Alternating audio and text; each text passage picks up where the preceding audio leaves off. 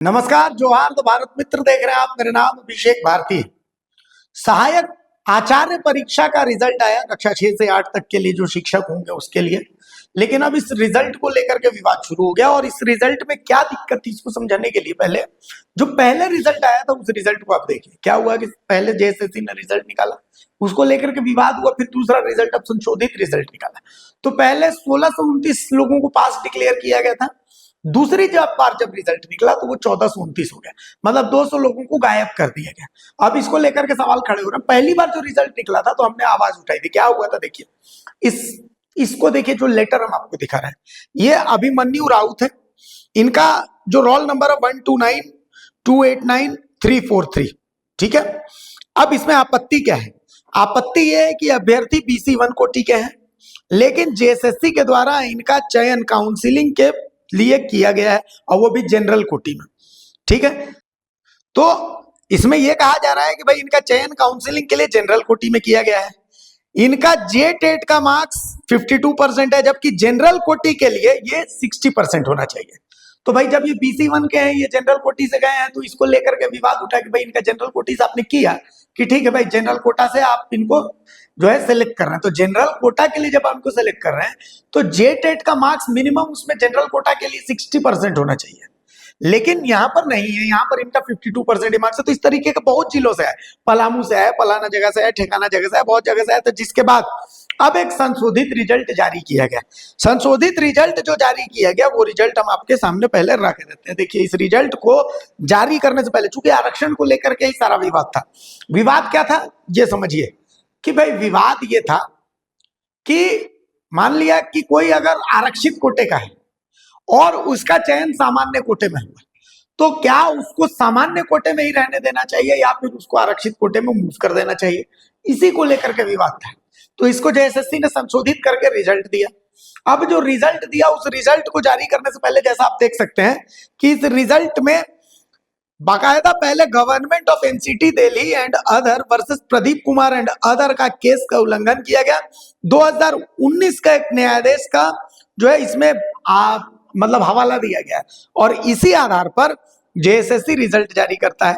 JSSC कहता है कि माननीय सर्वोच्च न्यायालय द्वारा पारित उपर्युक्त न्यायाधीश और तदनुसार प्राप्त विभागीय निर्देश के अनुपालन में झारखंड प्रारंभिक विद्यालय प्रशिक्षित सहायक आचार्य संयुक्त प्रतियोगिता परीक्षा 2023 के अंतर्गत JTET में प्राप्त आरक्षण के आधार पर अपने आरक्षण कोटि में उत्तीर्ण अभ्यर्थियों को, ये ध्यान दीजिएगा, आरक्षण कोटि में उत्तीर्ण अभ्यर्थियों को अनारक्षित कोटे से अपने आरक्षण कोटि में स्थानांतरित करने के साथ साथ, मतलब जो बैकवर्ड क्लास के अगर हैं वो जनरल में सेलेक्ट हुए तो उनको बैकवर्ड क्लास में मूव कर दिया जाएगा।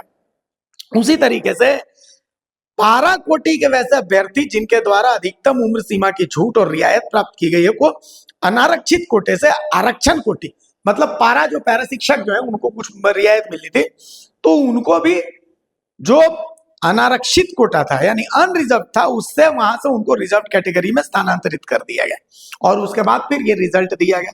तो इसके बाद जो रिजल्ट था, पहले जो 1629 रिजल्ट था, उस 1629 रिजल्ट को घटा करके और कर दिया गया 1429। तो ये हुआ अभी। ठीक है। अब इसे लेकर के फिर से विवाद शुरू हो गया कि भाई 1629 लोग थे, अब 1429 आपने कर दिए, 200 लोग कहाँ गए?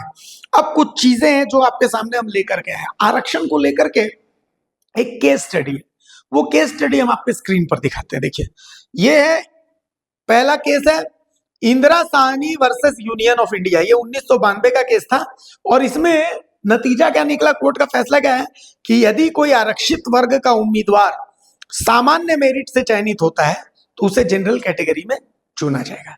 मतलब आप आरक्षित हैं, मैं नॉन आरक्षित हूं, मुझे पास होने के लिए 60 नंबर चाहिए, मैं भी 60 नंबर लाता हूं, आप भी 60 नंबर लाते हैं, तो हम दोनों पास होंगे और जनरल कैटेगरी से पास होंगे, यही होगा। इसके बाद दूसरा केस जो है वो भी आप देखिए, ये है RK Sabharwal versus state of Punjab. ये 1995 का केस है। इसमें कहा गया है कि आरक्षित वर्ग का उम्मीदवार यदि मेरिट पर चयनित होता है तो उसे आरक्षित सीट पर ही गिना जाएगा, आरक्षित सीट पर नहीं गिना जाएगा। ठीक है। फिर तीसरा केस है union of India versus Ramesh Ram. ये 2010 का है। यदि कोई उम्मीदवार प्रीलिम्स में आरक्षण का लाभ लेता है तो मेंस फाइनल में जनरल मेरिट से पास होता है तो उसे जनरल कैटेगरी में माना जाएगा। चौथा केस है Jitendra Kumar Singh and others versus state of Uttar Pradesh. इसमें भी यही फैसला आता है, 2010 का केस है कि ओबीसी उम्मीदवार यदि प्रीलिम्स में छूट से पास हो लेकिन मेंस फाइनल में जनरल कट ऑफ से ऊपर अंक लाते हैं तो उन्हें जनरल कैटेगरी में समायोजित किया जाएगा। Saurabh Yadav versus state of Uttar Pradesh 2021 का है, मेरिट से समझौता नहीं किया जा सकता। यदि आरक्षित वर्ग की महिला उम्मीदवार जनरल कट ऑफ से ऊपर अंक लाती है तो उसे जनरल कैटेगरी में ही गिना जाएगा। छठा नंबर है Deepa EV versus union of India, यह 2017 का केस है।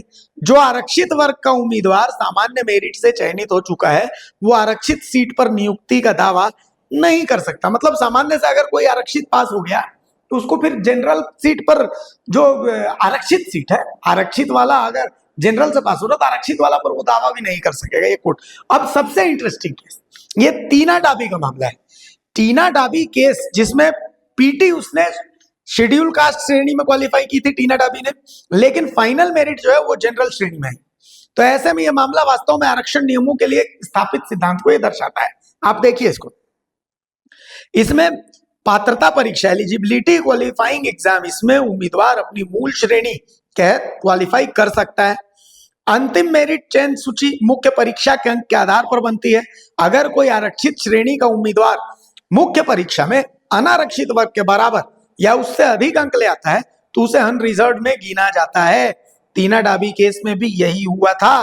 तो अब सहायक आचार्य मामले में इसमें समानता क्या है, देखिए कि जेटेट में अपने आरक्षित वर्ग की पात्रता प्राप्त की, लेकिन जो मेंस परीक्षा हुई उसमें आपका अंक अनरिजर्व्ड मेरिट कट ऑफ के बराबर आ गया या उससे अधिक आ गया, तो जेएसएससी ने आपको अनरिजर्व्ड लिस्ट में डाला, बिल्कुल टीना डाबी वाले सिद्धांत की तरह। पहले जब पहला रिजल्ट आया था उसमें क्या हुआ था, पहला रिजल्ट जो आया था कि भाई जेटेट में आपने आरक्षित वर्ग की पात्रता हासिल की और उसके बाद आप जो मेंस परीक्षा हुआ उसमें आप अनरिजर्व कैटेगरी में आ गए।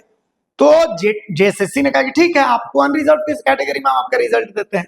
लेकिन हुआ क्या, फिर हुआ यही कि अब दूसरा जो संशोधित रिजल्ट है इसमें दिल्ली और राजस्थान का हवाला देकर के जेएसएससी ने जो जनरल वाले जो मतलब आरक्षित वर्ग के हैं जेटेट वाला को लेकर के, लेकिन उसको खारिज करते हुए और इनको रिजर्व कैटेगरी में डाल दिया कि भाई, और उसी रिजर्व कैटेगरी में वैसी मारामारी जिसमें बहुतों के सिलेक्शन नहीं हुआ है।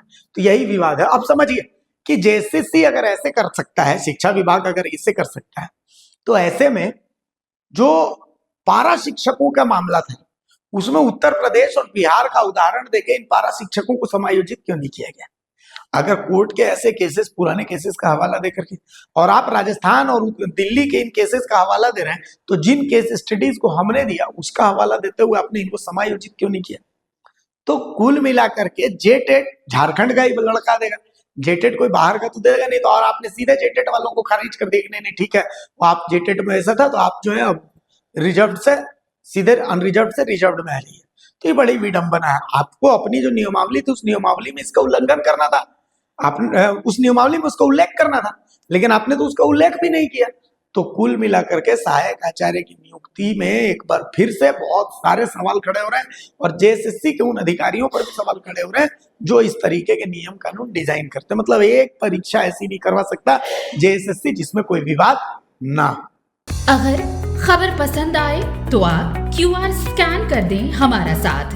आपका एक छोटा आर्थिक सहयोग है हमारा बड़ा हौसला। द भारत मित्र, बुलंद भारत की बुलंद तस्वीर।